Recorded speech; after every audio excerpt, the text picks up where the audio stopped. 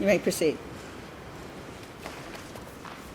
Thank you, and good morning. My name is Celene Humphries, and I represent the plaintiff in this personal injury action, Mrs. Sewell. I'm just going to start off. I got to watch both, I don't know if I should say 2 or 3 arguments before me. Obviously, the case and the issues here are not as exciting and not as powerfully involving the court, but I did want to take a moment and say that it is just as important to us. The reason why it's not as much of a dynamic case, though, is all 3 issues, starting with the first one that I got to win before I get to the other 2, are applying very basic, very black letter law. So I'm going to start with the one I have to win, or we don't talk about anything else, and that is getting our case back.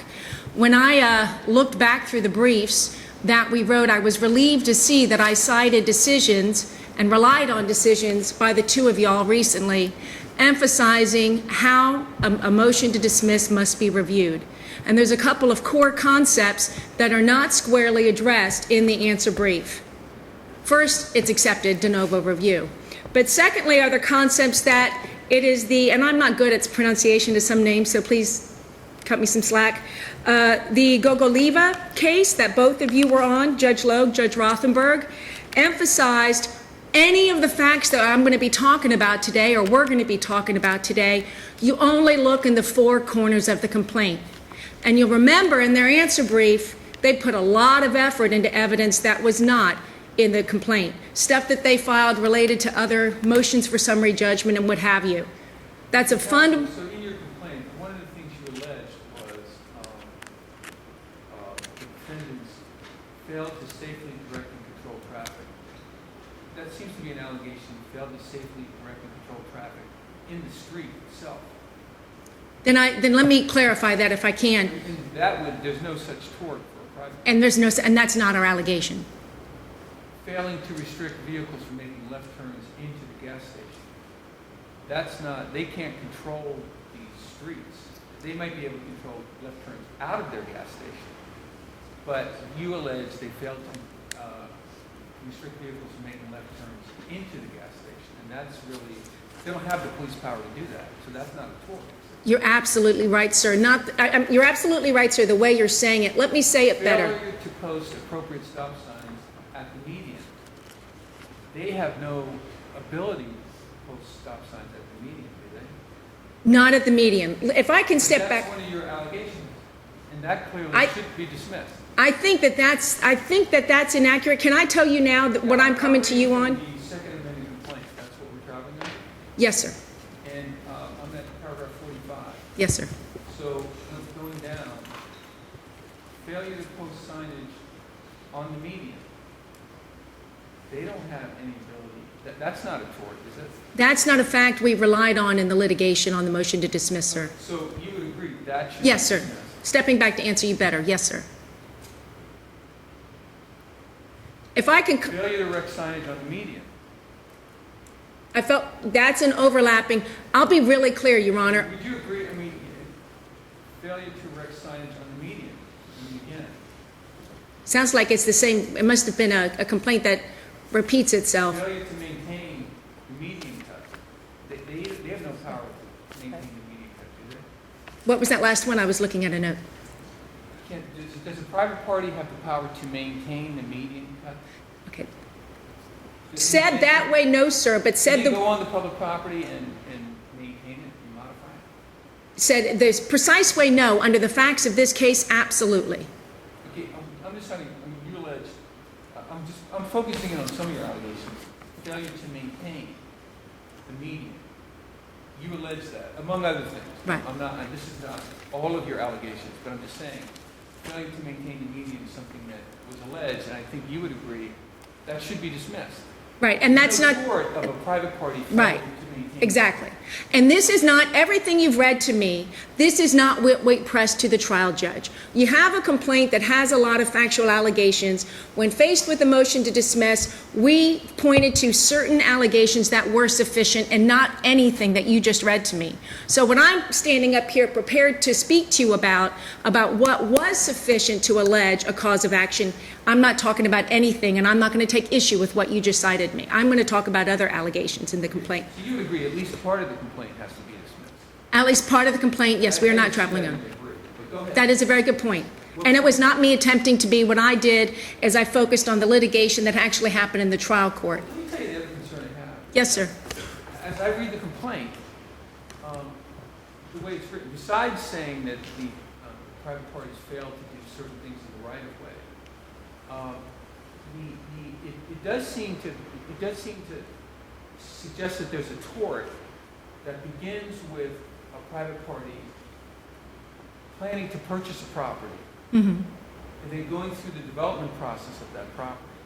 And that your complaint seems to suggest that that itself can be a tort, and that seems to be painting an awful broad brush. Well, they didn't want to buy the property unless they could get what they felt was adequate traffic patterns, including cutting the median. They then sought governmental approvals for that cutting in the median, that traffic pattern. They went to one government entity to get their recommendation so that another government entity would do that. I mean, that seems to be developmental aspects of property, which are probably property rights, which strike me as that can't be a tort. well, here's where I get to look really good to you, hopefully. A lot of that supports another count that was dismissed that we've not taken up with you. We have not challenged every aspect of the motion to dismiss. So a lot of what you're talking about, we have evidence to prove it, but that supports a RICO count. And Your Honors, I'm not here asking you to review that. I picked and chose. I looked at what was a valid, legit. It seems to me that the only possible tort under the case law is that a private party did something on their property that caused the accident. That's where I'm going to disagree for a moment. Can I talk about that? That is what the median is about. So there's actually two allegations here. First of all, and I'll talk about this more in a moment, there is a lot that we say about what they did on their property. It's basically they allowed left-hand turns out of the property. And more than that. They should not. They certainly can allow right-hand turns. That Yes, would sir. be a tort. Yes, sir. Right. And Am I correct? yes, sir. Absolutely. So it really boils down to, in terms of what they wrongfully did on their property, your allegation would be they wrongfully encouraged people to take left-hand turns out of their property onto Cameron Drive. Knowing how dangerous it was, yes. So there's a couple of things that they did on their property, and I'm going to get back to that in a moment. But based on what you're saying, I think I need to focus on the other allegation. And it is their conduct in relation to the median cut. It is their conduct. So when you were talking about how the cut is designed, the construction of it, the fact that the turn is allowed, there's a couple of problems there. First and foremost, the very existence, the allowance of a median cut so that cars can be turning left into the station, into this high volume gas station, was based on fraudulently rate studies, gas rate studies done by Racetrac and given to the county. Let's assume. So that it shouldn't exist. We must assume that that's true. Right. That's why. I guess my concern is that, and I'm not sure the defense phrase is exactly the same way, but my concern is that I'm not sure it's a tort to apply to a government entity that controls the traffic patterns to make changes in the traffic patterns. I just don't see that as a tort. I don't see where the case law supports it. Your Honor, in fact, there is actually, well, first of all, we gave you case law that deals with, for example, in a case involving the railroad company, where the railroad company did not give accurate information to its governing body, that was a basis for holding the private entity liable. The cases do recognize that when a governmental entity in doing its work necessarily relies on information given to it by private companies, those private companies owe a duty to give the correct information so the government can do its job. And what is the government's job? Protecting the safety of the public. But then who has that cause of action? Wouldn't it be the governmental entity that relied on that information, not a third party who was injured as a result? No, what the case law establishes is that both entities are liable. So yes, the governmental entity is liable. What could it have done? Of course, it is protected by sovereign immunity, so its liability is capped. What you're saying is one of the arguments made in the answer brief, like, come on, it's all the cases talk about the government's responsibility for this conduct. And yes, ma'am, the government is responsible. But not one of those cases takes away from the fact that the third party that the government relied upon remains liable too. And that is exactly what happened here. It appears to me that in all the cases that you've cited to, at least most of them that I've read, is that when you're talking about a roadway, Yes, ma'am. that you don't hold a private entity, any business, any homeowner responsible for what goes on in that roadway unless something on their property protrudes onto that roadway and obstructs. If you do anything on your own property that causes an obstruction, that's found to not be liable in tort to the homeowner or the private entity. So I don't know what case that you are relying on where either a business, a commercial enterprise, or a homeowner is held responsible for something that occurs on the roadway when it's nothing that they have on their property that protrudes onto the roadway. Most of the cases I addressed, you're right. They're almost all foliage cases where the tree, protrudes over the roadway and obstructs, or a root that's onto the roadway in some way, or something like that. But or a couple other circumstances. Let me step further back. The big picture point is, when do we say that a duty has arisen? When has an individual done something that it creates a risk, a reasonable risk of harm? Since this case involves... But it's a different analysis when you're performing that analysis on their own property and you're an invitee to the property, versus the analysis when it's a roadway that they have no responsibility to maintain or to construct. If I can, I actually disagree with you. What you're really seeing is the fact that in the commercial landowner context, where something on the property creates a traffic hazard, you've just not had an appellate decision dealing with the circumstance of the property owner doing something else bad. No, it's different. For example, the case involving the shopping center. Right. The shopping center is within their own property, so if they've caused a traffic hazard within that property, then they can be held responsible for it. But I don't know of any case in which there's something that they have control over the roadway. There is, and I think it's one of the situations I'm not communicating well, so if I can have just a moment. We have two allegations. You're asking me about one of them, what happened with the median and the false studies. I don't want to let go that the cases you're talking about saying this is different, we have that too.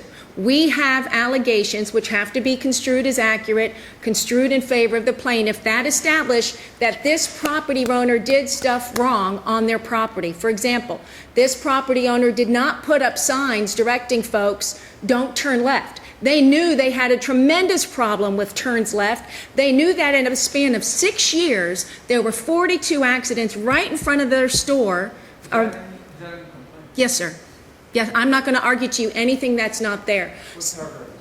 I do not have, I can ask my co-counsel to look for it, though. Go ahead. So, 42 accidents, were there 40, do you allege 42 left-turn accidents or 42 accidents in general? What we allege in the complaint is the total number of accidents that had occurred, and in the 6 years before... Not limited to left-hand. Let me say that better. I think actually, I don't know, I saw somewhere there were 116 traffic crashes in front of that driveway, and 74 of them involved left-turning vehicles. They're both. So let me explain myself there, and I don't want to lose this thread because the question you're raising is a pivotal one. But to answer this factual question, what we tell you is two things. First, when talking to you about how severely and drastically Racetrac underestimated the increased volume that was going to result, and thereby the harm that could result to the public that the government was caring for, we told you that up until the time of the complaint, there were 116 accidents, that's more than a 10-year period of time, right before the store, and that 74 of them were left-hand turns. You know, it's fine. I can't see that in the complaint, so it would help me if Okay. you give me the paragraph. Go ahead. Okay. And then also, particularly in the context of the median, that there, before this actual accident, there were 44 accidents in a span of 6 years, 33 were left-hand turns. But can I focus better? Regardless of the number of accidents, I need to answer your question because I need to help explain it. So what could they have done on their land? Let's just stay in all the clear case law. I don't think it's a matter of what could they have done. The question I have is what do they have a duty to do Okay. when it's traffic pattern, that your concern is over the traffic pattern Right. on the roadway for which they have no control over. They had two duties. The one I'm addressing first, but I don't want to let the other one go about the studies. What's the two duties? I'm starting with one of them, and that is they had the duty and how they designed their land and how they operated their property to discourage the improper use of the roadways. They had a duty at a minimum, one of the facts that we allege, Judge Logue. But once the county puts that cut in the median, then anybody is allowed to use that cut pulling out of wherever they come out of if it's appropriate under the traffic rules, right? But Your argument is that somebody violated the traffic law by pulling out too quickly and not looking at the oncoming traffic to see whether it was safe to pull out when that motorist did. I've given you the cases, and I not just gave you Florida law, which is decades old on this. I gave you cases from around the country that reject both points you just made. First of all, the fact that a driver is going to do something that's illegal or negligent does not absolve the property owner. If they are aware of the foreseeable. If it's foreseeable. That's key. So If didn't it's you foreseeable. allege in your complaint that it was the defendant, the gas station, that actually constructed the median cut? And that's the other point. Yes, sir. So they are the one, if we accept your well-pleaded allegations Right. as true, they created the dangerous condition. So then maintenance of that median is irrelevant Right. because your allegation, it seems to me, is that at the time that Racetrac installed the median cut, it was already a dangerous condition. Right. And they knew it was a dangerous condition because they underplayed the numbers in Right. order to get the median cut. And so they created the condition as an abutting landowner and had a duty to either warn or correct the condition. Absolutely. Well, that's black letter law, isn't it? Yes. I mean, the case law says that a commercial landowner has a duty to the to motorists on the abutting highway if that commercial landowner is inviting them Right. to Right. ensure that they have safe ingress and egress. That's exactly right. So it seems to me at the motion to dismiss stage, if we have to accept everything you've said in the complaint is true, you have alleged that Racetrac knowingly created a dangerous condition on the median by applying for the permit, getting the permit approved under false conditions, and then installing a median, which in and of itself was already dangerous Right. to people leaving Racetrac And coming and in. exposing their vehicle Absolutely. to drivers. Right. Yeah, but let me ask you this. Let's assume the same facts. Yes, sir. There's no median. Yes, sir. And there's no barrier in the median. The median's just yellow stripes. So by putting in the gas station will know that people will be turning left into the gas station, and then people will be taking lefts to leave the gas station. And because there will be increased traffic on this busy, what we know is a busy road, that will cause accidents.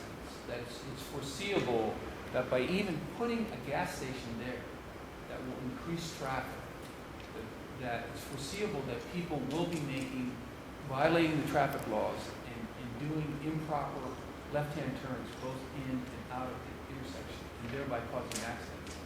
Is that a tort? No, it's The putting of the gas station. putting of the gas station there when it's foreseeable that people will be making dangerous left-hand turns. It would- Let's leave aside the median. I hear you. And I have to believe there is foreseeability analysis is the key analysis. Yes, sir. Which is a factual question. Yeah. For the And jury. cases indicate, like WIT, that there are almost like policy limitations on the foreseeability analysis. Mm-hmm. Right? In other words, Right. if I develop my property and it's going to create more traffic, and therefore it's foreseeable that people will violate traffic laws and accidents will be caused, I can't believe Florida law would say that's a tort. I have a couple of responses. First, I want to start with the point that it was the median that increased the traffic. It was the median inviting folks to do the left. So that's what, it wasn't just the fact that the station was there, but that the median would accelerate the traffic, number one. Number two, When you say median, you mean there's a concrete barrier in the median, and then allows the left-hand turn. and then there's okay. Allows the, you know, when we're driving, right? So there's Allows the left-hand turn, and the way they built their premises, it connected right to the property as they designed it to receive that traffic. So the median was the problem, telling these folks going this way, turn right in. Now, still though, You're saying the left-hand turn lane, are you saying that the private party installed a left-hand turn lane? Well, I guess that was your allegation. They designed- You're alleging that they built the left-hand turn lane. they designed, and this is part of what you were just saying, they did the designs for the median, and then they said, hey, county, don't worry, we'll build the thing too. And the way they built it was, so they weren't just getting the traffic coming this way that would easily turn right in. They wanted to get the traffic coming this way, built the median to bring them right in, and then built the entrance to receive them. That's what caused the problem. But let's say your situation. Well, first of all, I want to say, my second point, this is reasonableness. The reasonable expectation that this could happen is, Foreseeable, you're saying. I'm sorry, foreseeable, yes, is a jury question. But let's say even in your Actually, context, no, I mean, I think it's foreseeability duty analysis, it's a judge question. it is largely a legal question, and that's what's If discussed in. If there is a duty, then whether there's a breach of the duty, proximate cause breach of the duty. Right, that right, would right, be right. But there are cases that say, to the extent that the foreseeability of the harm created can be a jury question, and I did cite those for you. Yeah, actually, not in terms of whether there's a duty. I understand duty is typically considered a legal question, That's what so we're looking at now. I understand. I won't belabor that point because I don't need it. I want to address your other point. So if no median was put in and you were questioning, There was no median. In other Then- words, there was no barrier. right. And- Well, it's not a and- barrier. The median, remember, is a turn lane, not a barrier. So what would happen in your context is there would be those dark lines that mean it's illegal to turn in. It's not something It's that, perfectly legal to take a left. It's perfectly legal to take a left out of a property and cross double yellow lines. depending, well, But that's nothing Racetrac would have done. Here, Right. you're alleging an affirmative act by Racetrac, Right. which itself created a dangerous condition. and still, But aren't you alleging also that by building the property, yes, sir. is there only one left-hand, do people take left-hand turns only from one part of the property? Coming in and coming out, yes. And our allegation There's only one entrance to the property. on the east side, yes. On the east side, which abuts this road. Do people take left-hand turns out of the west side? I guess we're leaving the complaint. No. It's only from the east side, yes. How about from departing the property? You don't, Okay, from the only other entrance, and I'm looking over to my trial attorney, I didn't need to know the answer to that to write this, thank you. But, or at least I didn't think I there did. are multiple entrances. But the only one you can take a left is this one.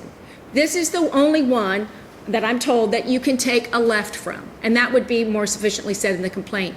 And by the way, Because it's if directly you're- perpendicular to Right. the median access. Right, and if you want to talk about this, goodness gracious, that at most is a summary judgment issue. Right.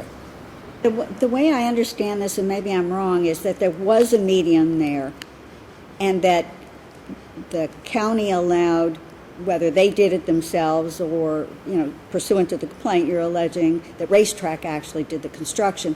County allowed them to make a cut through that median. That's the way to say it. That's what I should be In order to allow saying. traffic to Correct. make that left-hand thank turn, you. as opposed to going down further right and then making a U-turn. Yes, ma'am. It's actually removing a part of the median, not Yes. building the median. Yes, Correct. you're absolutely right. When I say construct, I mean making the cut. Destruct. Thank you. Deconstruct. And from what- Deconstruct. And then I can't remember if it's in the complaint or if it was something that was in addition to the complaint where they said that the reason that they allowed this, that they thought it would be safer than having people make that U-turn, going right and then U-turning, and that's why the county approved it. They thought it would be safer than to have that cut and allow them to come out and go left first. What you're hearkening to again is evidence that, Evidence that came in. that I they couldn't pres- remember if it was in the complaint or it was evidence. that's Okay. why I wanted to start with where we are, motion to dismiss. I also wanted to, did you have? Seems to me where- my concern is, you might be able to allege a tort of allowing people to turn left, that doing something on the subject property that would encourage Right. people to turn left. Not allow, because the laws allow them to do that, but doing something that would encourage them to take a left, perhaps to be a tour.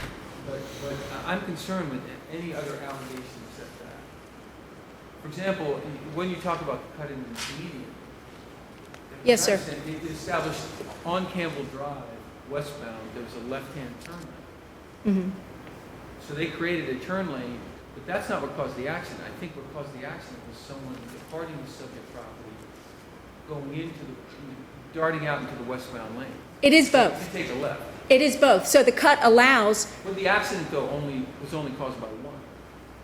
this accident was only caused by one, but the We hear about one accident, yes, right? right. I mean, we hear about other, No, sir. But that's the second half. That's the post-duty question. That's for the jury to decide. Right. Whether Causation. there was a breach as to this specific individual and whether Right. this injury was But also, foreseeable. the tortious act you're concerned with is the fact that someone took a left, which you're alleging caused an accident. Someone departed the property and took a left, not that someone took a left into the property. That didn't cause the accident.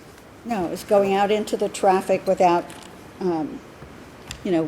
darting out into the traffic and not waiting until it was safe Right. to make that left-hand turn. And so that will be our factual case to the jury as to our theory on causation. Did you ask to amend the complaint? Did you ask for an opportunity to amend? I know there were earlier amendments. I'm not sure if it was in response to this motion to dismiss. I don't believe so, Your Honor. And I don't believe that an amendment would have changed. There wasn't, if anything, we were arguing fewer facts than we had originally pled.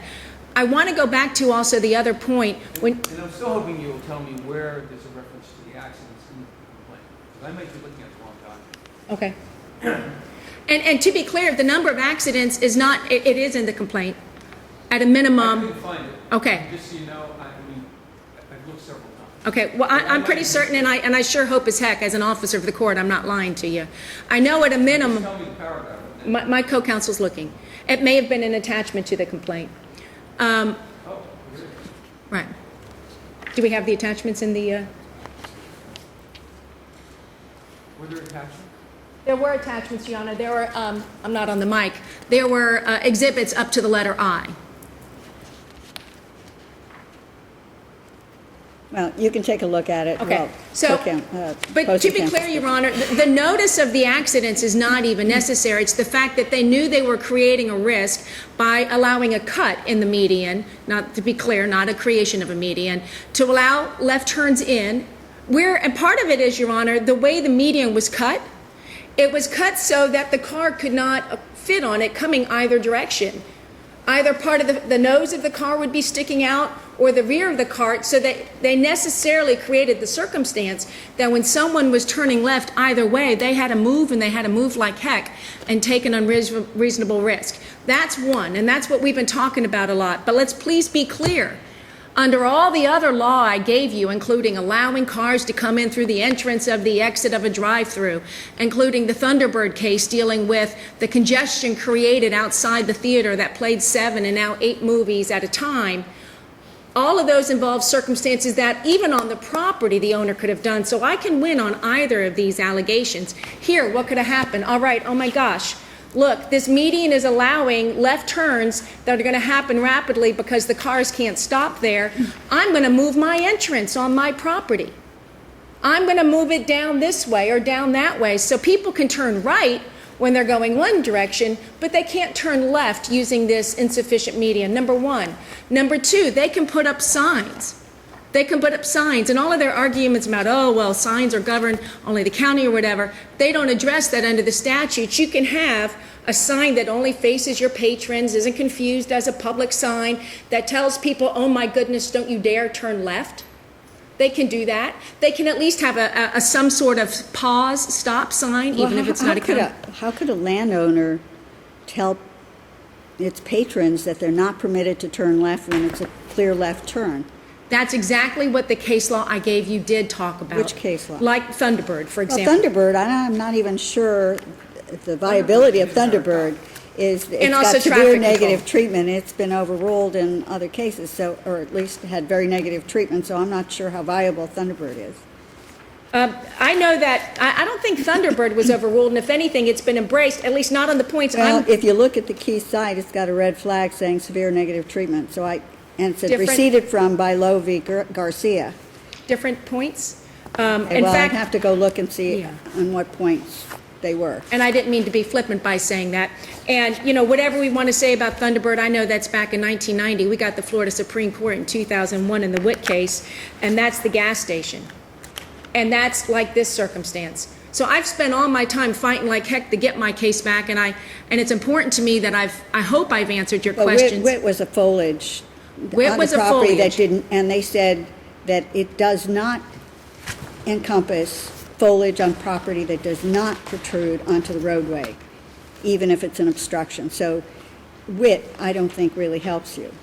Witt does to the extent that there is some, so I think what you're saying, if you're focusing on Witt, All that Witt did was, I think they applied the McCain rule to foliage that protrudes out into the roadway that creates an obstruction, but specifically held that it does not in any way affect cases in which the foliage does not protrude onto the roadway. I think I hear what you're saying. So you're focusing on Witt, saying the problem at issue starts and ends on the property, where I'm saying there's something that can be done on the property, but the actual risk exists on the exterior. Is that right?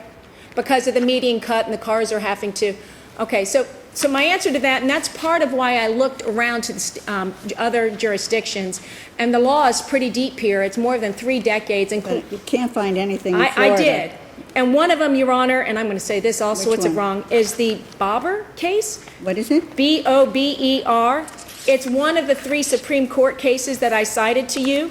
That's in 1999. Another one, guess what? It's a narrow median case, Hunter, from the Louisiana Supreme Court from 1933.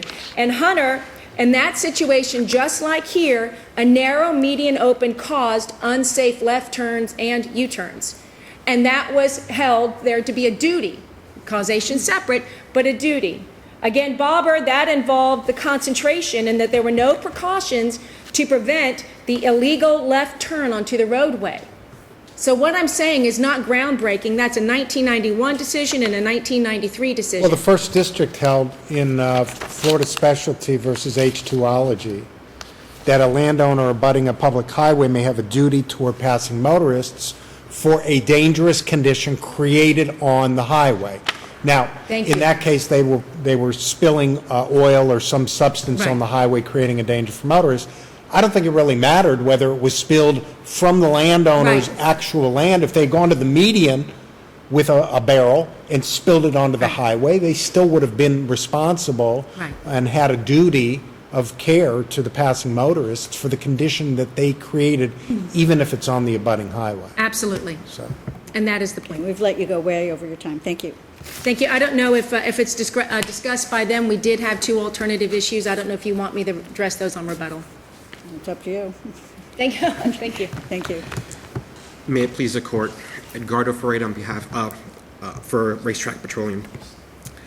I think the critical flaw in Sewell's case is what they're alleging the cause of the negligence is, and that's the median cut. The median cut is off the property. It is owned by the county. It is maintained by the county. but it was put there by Racetrac. It was requested by Racetrac. Well, they alleged in their complaint that it was put there by Racetrac, Correct. yes?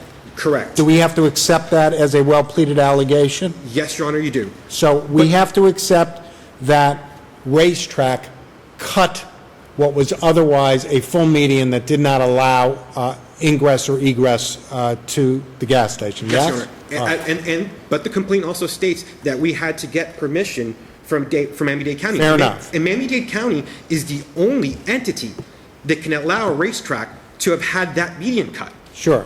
And they're the ones that had to approve that median cut. Surely you can't be arguing that the permitting approval process insulates you all because of their sovereign immunity. In a sense, yes, but only because if their planning function, if Miami-Dade's planning function is immune from liability, then why wouldn't it clothe us as well? because they've alleged that you gave false information knowingly in order to gain that approval, and you gained that approval and were able to cut the median only because of the false information you provided to the county. Does Yes, that sir. change the calculus? Yeah, well, Your Honor, but if, in my, what I would say to you is that they reference these trip generation studies in their complaint. Therefore, I think the court should be allowed to look at the studies and what those studies were for. And if you look at those No, studies, that would be on summary judgment, well, but unless it's attached to the it complaint. is attached to the complaint. Then you I mean, I'm can- sorry, they were referenced in the complaint. No, They were but actually are they they attached? No, they're not, no, Your Honor, but since they are referenced in the complaint, though, why can't this court if they are referenced in, why can't this court go beyond, at that point, just to look at the references? Because they are incorporated by reference into the complaint. Right, but it's not a contract. We're not talking about It is not a contract. contract. Agreed, Your Honor, absolutely. So let me ask you a question. Racetrac calls the county up and says, we'd like a permit for a hot dog vendor. We think we've got lots of vehicular traffic. We'd like to put a hot dog vendor on the median. And there's not enough traffic that it'll be a dangerous condition. The county grants it. You all put a hot dog vendor up on the median, and it's a topless vendor, a female topless vendor. And as a result of the female topless vendor being in the median, there are accidents galore. From the very beginning, there are accidents every single day. Do you think that the passing motorists would have a cause of action against Racetrac for knowingly placing a topless hot dog vendor in the median and causing a distraction to passing motorists, notwithstanding the county's approval? There could be, yes, Your Honor, there could potentially be some liability. And why would there be? Why would you all have a duty? Well, because we are the one that actually caused this So you distraction. created the dangerous condition, right? Agreed, Fair agreed, enough? Agreed. So But- would you agree that if Racetrac created the dangerous condition, they have a duty to take action either to warn or to correct? Yes. So why agree is with this. that not that But situation here? Here's the difference in this case, and it's because the permitting process of Miami-Dade County. Now, we can't go there and just, okay, well, here's the median cut, we're gonna fill it up with cement now. We're gonna block it up. We can't do that. We're not allowed to do that. That's up Well, to that's the a question state. that's a question of breach. We're talking about duty. We're not saying, the question, we don't need to ask the question, what should you have done once you knew of the dangerous condition? The question is whether the creation of the dangerous condition imposed a duty on you. And I submit that the duty is not on Racetrac, but it's on Miami-Dade County. Because, and if you look at the case of Acosta, which is a third DCA case, it states it's the county that has the non-delegable duty to maintain its roads in a reasonably safe condition, even when the defective condition was caused by a third party. And that is what we have here. And does Acosta say, and that is to the exclusion of the third party, that a plaintiff may not sue the third No, party? Your Honor, it does not state that. It does not state that. So it's a Agreed. fairly unremarkable proposition then. I understand, Your Honor, but I'm just trying to. That just says that the county or the municipality is not absolved. They have a continuing non-delegable duty, but nowhere does that say that the third party can't also be held liable for placement of the dangerous condition. Agreed, but there you have the non-delegable duty. There's nothing, what I'm trying to, I guess, put out is that, fine, there's, maybe I'm going a little far afield at this point, but there is nothing that Racetrac could have done to fix this Well, but particular. that's not true. I mean, they couldn't personally fix it, but they could have done something by notifying the county that this seems to be a problem and the county needs to address it. Correct, Your Honor, they could have done that. They could have put signage up on their own property. Look, if you're going to leave our gas station, that left-hand turn is extraordinarily dangerous. Do not do it. Please go west and make a U-turn and come back But east. if that's the case and you're obstructing, I apologize. Let's assume that this court wants to be able to exit and take a left on leaving this property. So we ask the county to put in a stop sign, a traffic light. We petition the county to put in a traffic light, even though we know it's foreseeable, some people will run the traffic light, and that some people leaving this property, taking a left-hand turn, will get involved in accidents. Does Florida recognize a tort in this court asking the county to put up a traffic control device? Your Honor, I did not see a case like that.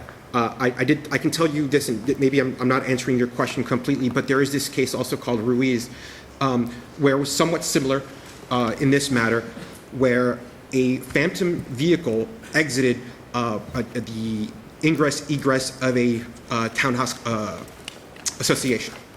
And in the court, in that case, found that there was nothing blocking, there was no obstructions of vision or anything like that, and it was not, even if the ingress and egress had been negligently designed, that was still not the proximate cause of the accident. And I'm not so sure if that's answering your question We're here or... on motion to dismiss. Yeah, correct. So we're here totally on duty, right? I mean, Yes, Your we Honor. can't do proximate. Well, I guess I'm more arguing also the tipsy coachman doctrine at this point as well. Yeah, but, you can't mix proximate cause with duty. Yes, Your Honor, I understood.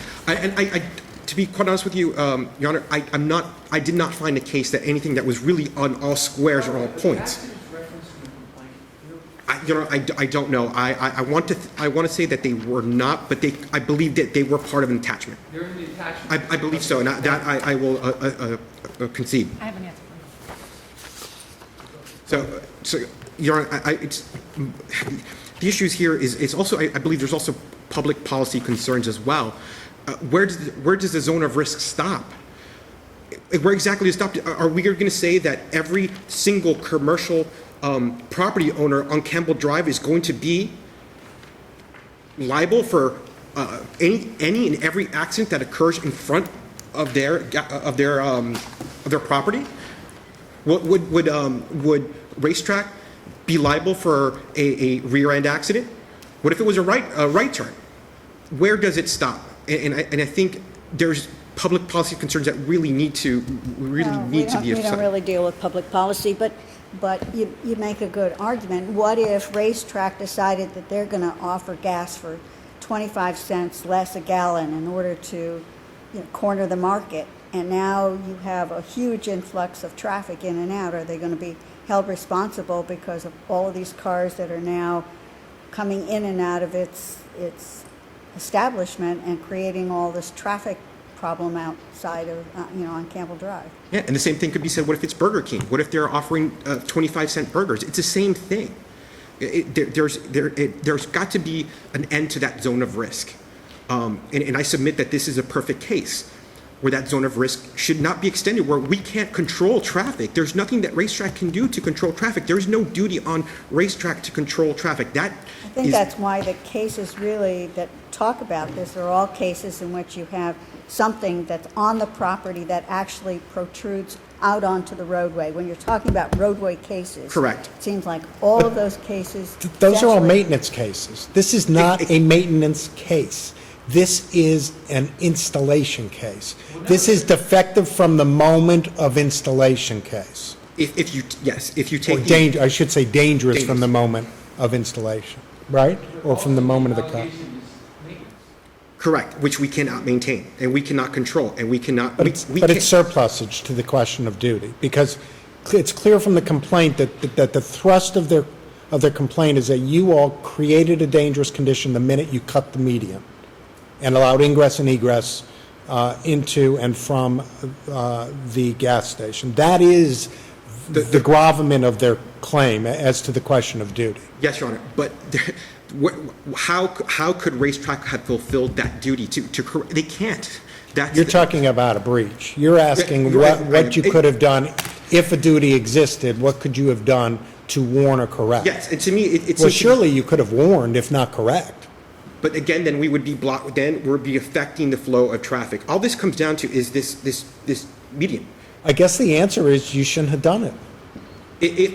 And then again, that's also, and again, this is also goes to some of the arguments. It actually goes past the complaint in which the county says, we did it because we thought it would be less of a problem than having people pull out and having to make that U-turn if we gave them a way to make that left Well, turn. but that's reading the complaint in the light most favorable to Racetrac, not in the light most favorable to the But, plaintiff. and also, and if I may, to move on, because I'd like to touch upon some of the other aspects. Unless you want any more, do you have any more questions? There's also the. Just be aware, we do have oral arguments on Tuesday as well. Just really a very quick point. There's also the issue of punitive damages. They're saying that they proffered enough evidence, but I submit to you it wasn't. If you look at the studies that they provided, again, this is different. This is to this, the 1999 study that Racetrac commissioned was provided to Miami-Dade, but Miami-Dade did not use it to create the median cut. They used their own studies. They used their own traffic engineers. There's also a 2000 study that they say is fraud. It was also fraudulent. That was not done for the median cut. That was actually done to add 2 more gas pumps. And also, I would point that if there was fraud, that fraud was not directed to Ms. Sewell. If anything, it was to the county, and the county would have a cause against Racetrac. As far as that goes, and as far as the spoliation goes, the issue is, I submit to you, if you look at the transcript of the hearing, Judge Rabol actually looked at these receipts, and he was able to read the names. They were difficult to read, but he was actually difficult. It was difficult. He could read the names off the receipts of the credit cards, and as well as also for the spoliation issue to go forward, they would also have to show that somehow these receipts, the lack of these names on these receipts, prevent them from going forward on a claim of negligence.